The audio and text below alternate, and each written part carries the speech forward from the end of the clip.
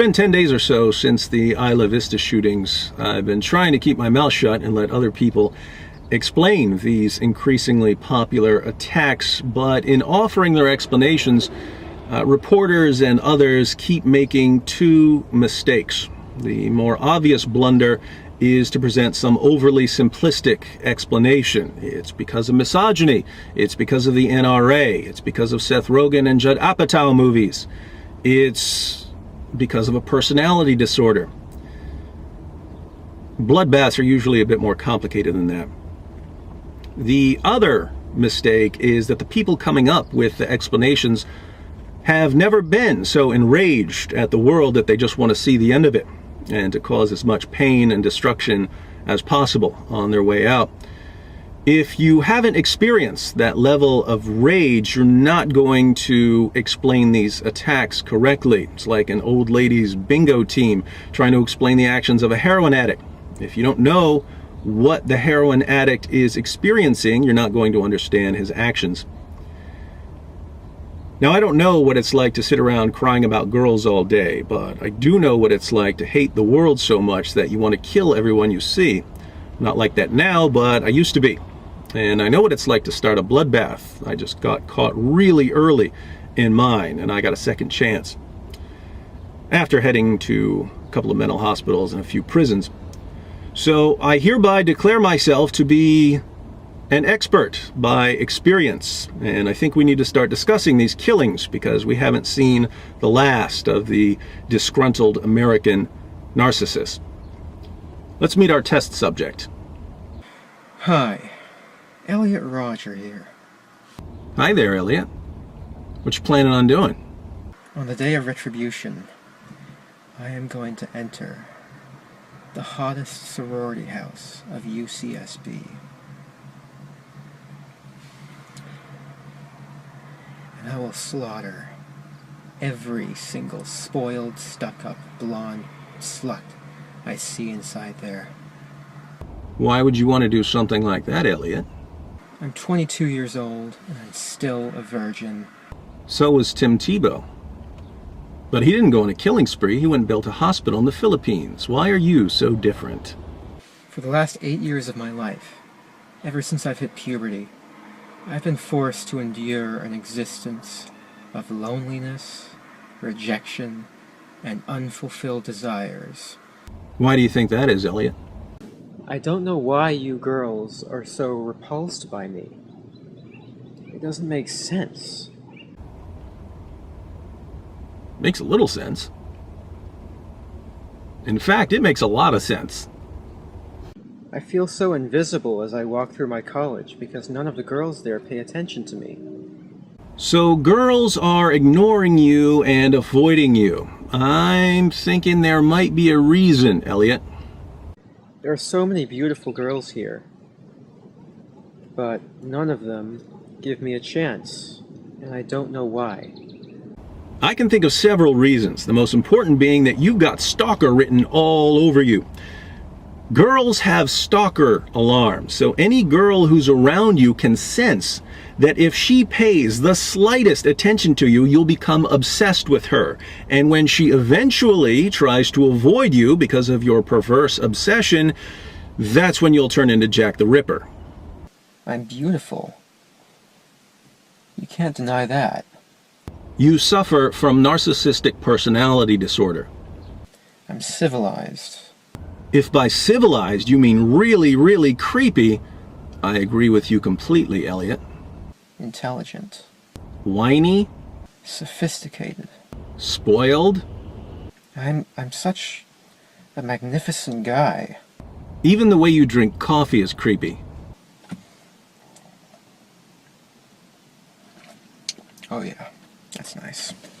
You make this creepy face all the time. The way you laugh's no picnic either.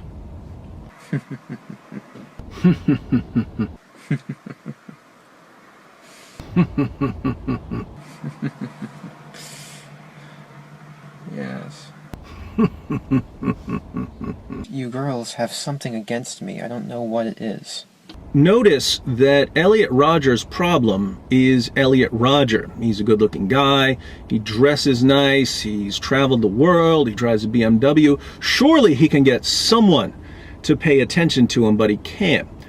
Why? Because he's a sick, twisted, creepy egomaniac who laughs like an overly polite serial killer. But who does Elliot blame for his problems? Everyone but himself. Why is that? Let's start with 3 things that have been addressed in articles about Elliot that are actually relevant. They're not enough to explain his actions, but they're a significant part of the background. First, human beings have a need, a basic human need for significance. We have to believe that we're important and that what we do matters. Some people look for this significance in a specific place. Girls, all I've ever wanted was to love you and to be loved by you. I've wanted a girlfriend. I've wanted sex. I've wanted love, affection, adoration. But you think I'm unworthy of it. Second, naturalism, at least practical naturalism, is becoming the norm for many young people. Naturalism is the view that the natural world is all that exists. Even if you believe in God or something supernatural, you might still be a practical naturalist in that it doesn't make any difference to you. Now, you can live a perfectly normal life as a practical naturalist, but if that happens to be your worldview, whatever significance you're going to find, it has to be something you find in the natural world, because there's nowhere else to go. So if you don't find your significance in this world, you don't have much to live for. Do you know how much misery you've caused me? Third, it's been pointed out that we now live in an entitlement culture. You deserve whatever anyone else has. If that guy over there is rich, you should have that too. If that kid over there gets a trophy, you should get one too.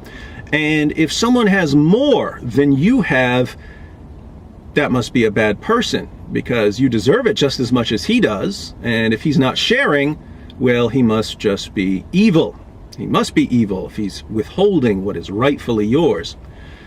The sense of entitlement we're familiar with usually has to do with finances. Elliot simply applied it to girls and concluded that he deserved as many girls as anyone else. Since no one gave him what he rightly deserved, the world seemed unjust. It's an injustice, a crime. It's not fair. It's not fair. It's such an injustice.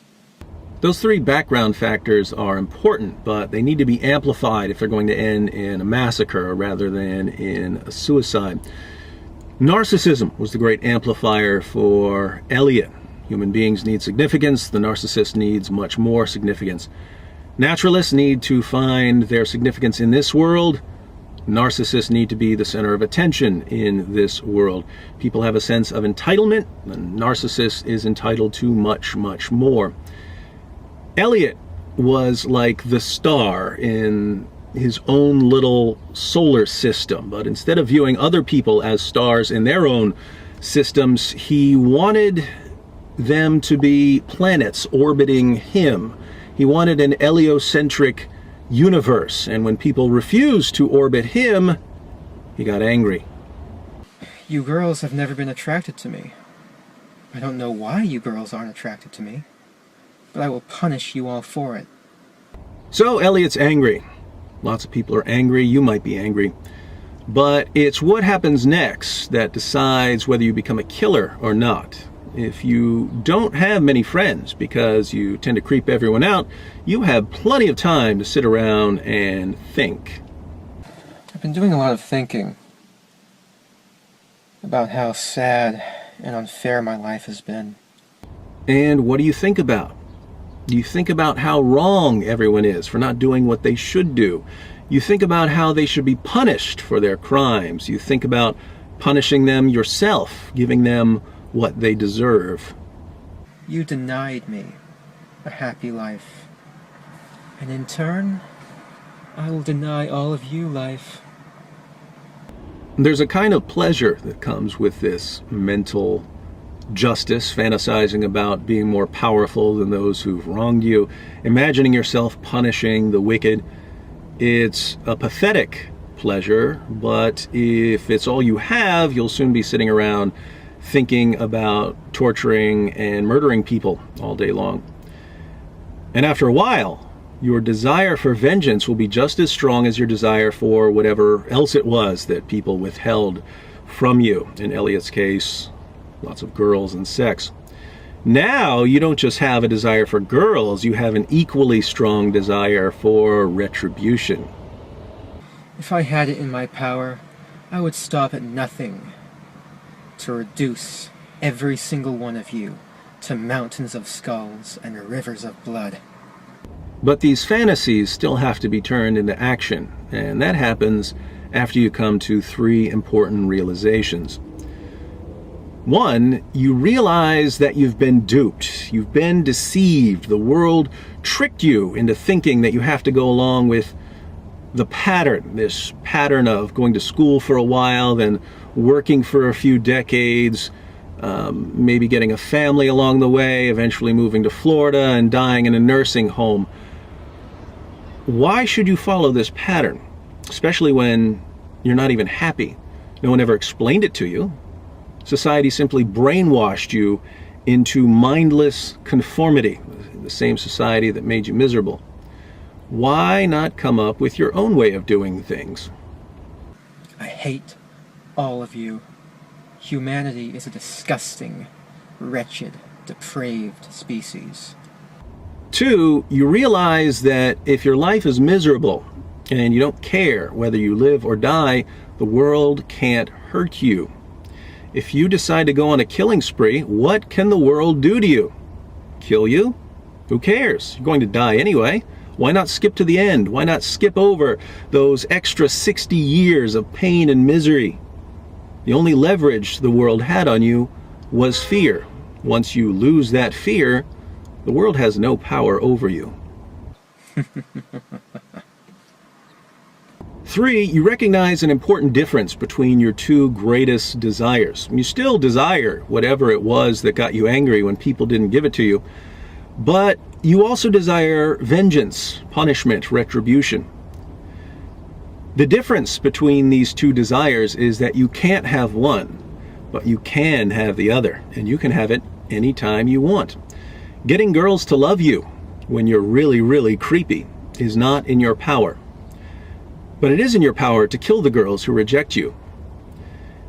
Given the choice between something you can't have and something you can have, who wouldn't go with the one that you can actually attain? All you popular kids, you've never accepted me, and now you'll all pay for it. That's when you start planning. And at this point, it's only a matter of time before people die. There's no turning back because you finally found a way to be significant. Everyone who ignored you before, they'll pay attention to you now. People who look down on you are going to see you on every news channel. You'll be burned into their memories forever. Well, now, I will be a god compared to you. You will all be animals. You are animals, and I will slaughter you like animals. I'll be a god, exacting my retribution on all those who deserve it. Why be invisible when you can be immortal? Why be a ghost when you can be a god? Which would you choose? Oh, you'd rather go on living your normal life? That only works if you've got something to live for, my friends. And there are plenty of Elliot Rodgers out there who think that they don't. They just haven't decided what to do about it yet. One of the greatest nightmares of the 21st century will be the endless supply of angry narcissists who finally realize that the only way they can hope to attain the significance they so richly deserve is by annihilating people like you and me. And why not do it? because it's wrong? Who are you to impose your morality on others, especially others who think they're better than you? Seems we've stumbled upon a recipe for retribution, my friends. We can either sit back and see what happens after we've let it bake for a while, or we can change the recipe. I'd like to change the recipe, specifically the naturalism, the narcissism, and the entitlement. But if we instead decide to let it bake, better stock up on candles. Plenty of vigils coming our way. Oh, check it out. There's me. In all my fabulousness. Oh yeah. Elliot Rodger.